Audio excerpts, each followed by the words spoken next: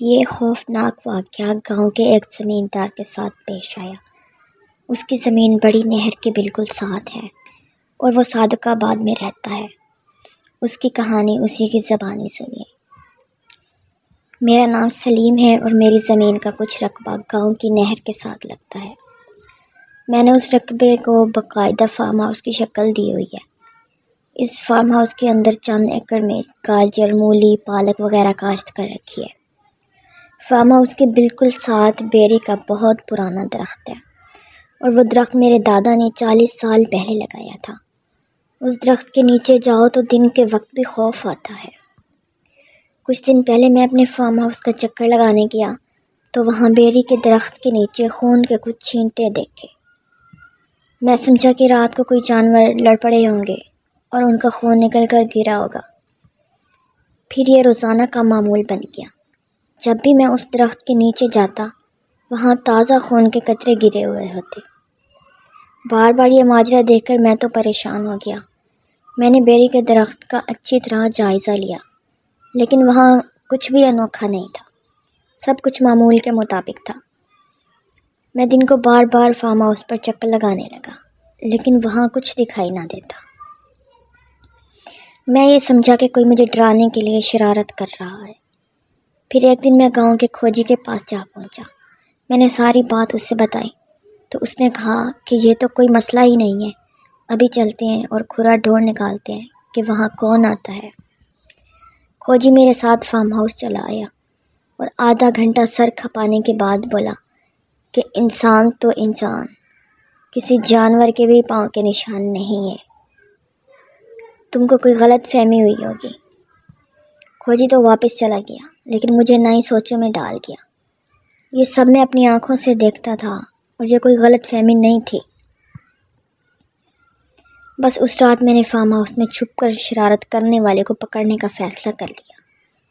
بیری کا درخت فارم ہاؤس کے داخلی راستے پر تھا اور درخت بہت ہی بڑا تھا، اس لیے چھپنے کے لیے اس درخت سے بہتر کوئی جگہ نہیں تھی۔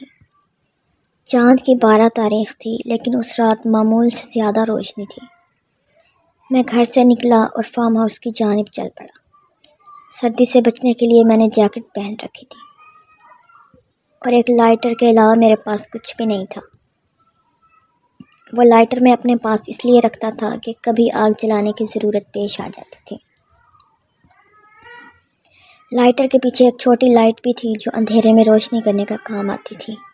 فارم ہاؤس پہنچ کر میں نے چاروں جانب دیکھا۔ ابھی تک وہاں کوئی نہیں آیا تھا لیکن مجھے یقین تھا کہ وہ ضرور آئے گا۔ بیری کے درخت پر چڑھنے میں مجھے کوئی مشکل پیش نہیں آئی۔ درخت بہت پرانا اور بہت بڑا تھا۔ عام حالات میں کوئی اس طرح کی حرکت کرنے کا سوچ بھی نہیں سکتا تھا، لیکن مجھے اس بندے کے اوپر بہت غصہ تھا جو روزانہ رات کو خون کے قطرے وہاں پھینک جاتا تھا۔ میں ہر حال میں اسے قابو کرنا چاہتا تھا۔ میں ایک ایسے تنے پر چڑھ کر بیٹھ گیا جہاں ٹیک لگانے کے لیے دوسرا تنا بھی موجود تھا۔ میں آرام سے ٹیک لگا کر بیٹھ گیا۔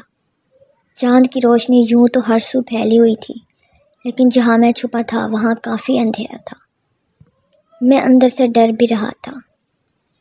جب آدھا گھنٹہ گزر گیا تو مجھے کسی پرندے کے پھڑپھڑانے کی بھیانک آواز آئی۔ آواز زوردار تھی۔ میں بہت ڈر گیا لیکن پھر خاموشی چھا گئی۔ خاموشی بھی ایسی کہ زمین پر سوئی گرنے کی آواز بھی سنائی دے۔ چند لمحوں بعد ایسی آواز آنے لگی جیسے پانی کے قطرے بلندی سے نیچے گرتے ہیں۔ آواز بہت واضح تھی۔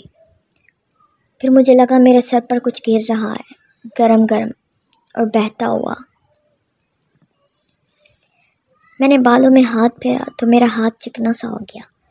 شاید اوپر سے پانی گر رہا تھا لیکن پانی اتنا چکنا تو نہیں ہوتا۔ یہ سوچ کر میں نے جیب سے لائٹر نکالا اور اس کی ٹارچ آن کر لی۔ جیسے ہی روشنی میرے ہاتھ پر پڑی میں چونک گیا۔ میرے ہاتھ پر سارا خون ہی خون تھا۔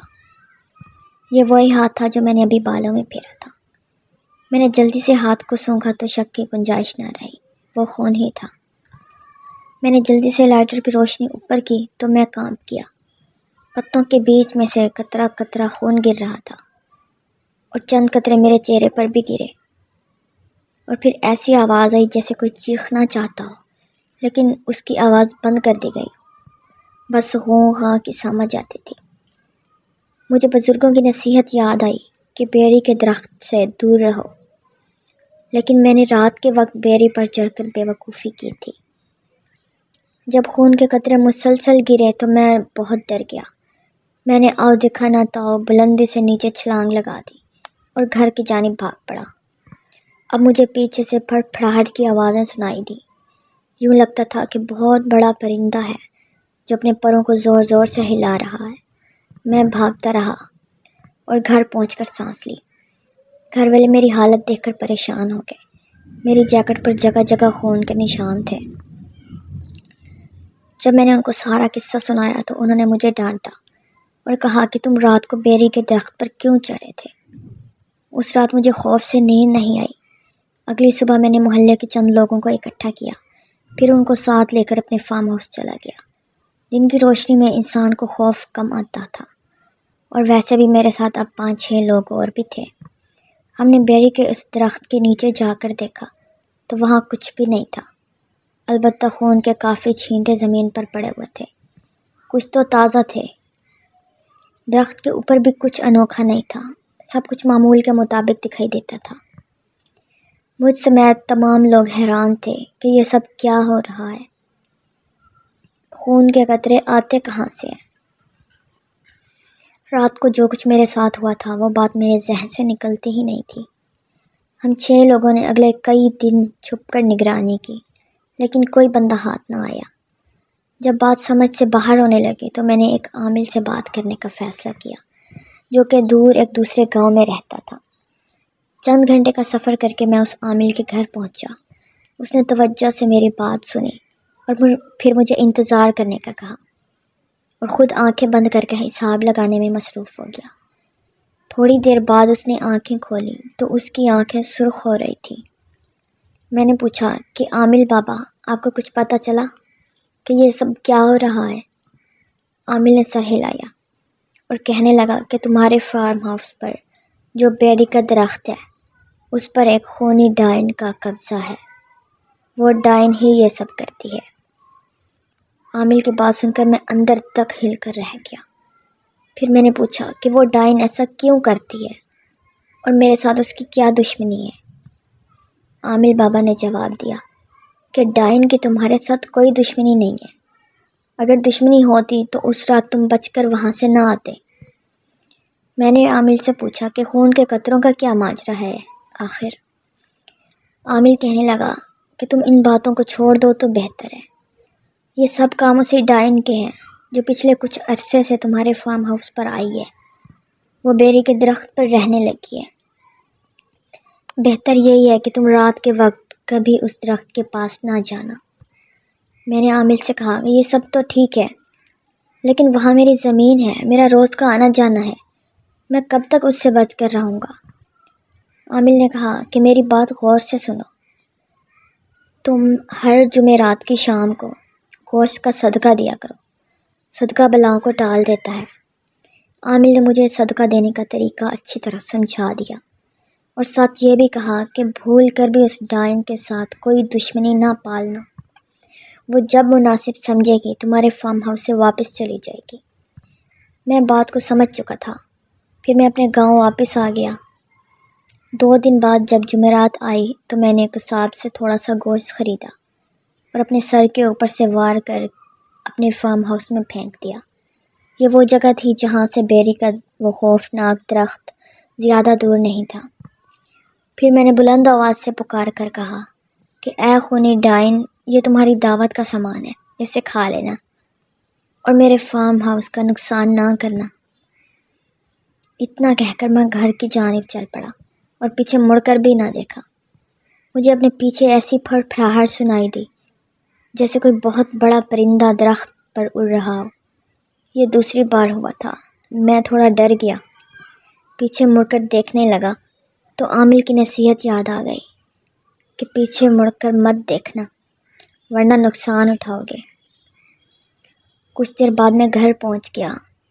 اگلی صبح میں فارم ہاؤس گیا اور ہر چیز کا جائزہ لیا۔ کسی جگہ تازہ خون کے نشان نہیں تھے۔ اور بہت دنوں بعد مجھے سکون کا سانس آیا۔ پھر تو میں نے یہ معمول بنا لیا کہ ہر جمعرات کو تھوڑا سا گوشت لے کر فارم ہاؤس چلا جاتا اور اپنا صدقہ اتار کر وہاں پھینک آتا۔ اس طرح میں مزید کسی نقصان سے بچا رہا۔ دلچسپ بات یہ تھی کہ جب بھی میں اس درخت کے پاس گوشت پھینک کر گھر کی راہ لیتا ہوں تو پیچھے سے پھڑپھڑاہٹ کی بہت ہی بھیانک آواز آتی ہے۔ مجھے تو ایسا لگتا ہے کہ وہ خونی ڈائن گوشت کے انتظار میں ہوتی ہے، تبھی گوشت پھینکتے ہی اس پر جھپٹ پڑتی ہے۔ اس واقعے کے بعد میرا یقین ہو گیا کہ ہمارے آس پاس خطرناک مخلوق موجود ہے اور صدقہ دے کر ہی ایسی بلاؤں سے بچا جا سکتا ہے۔ اللہ تعالی ہم سب کو اپنی حفظ و امان میں رکھے، آمین۔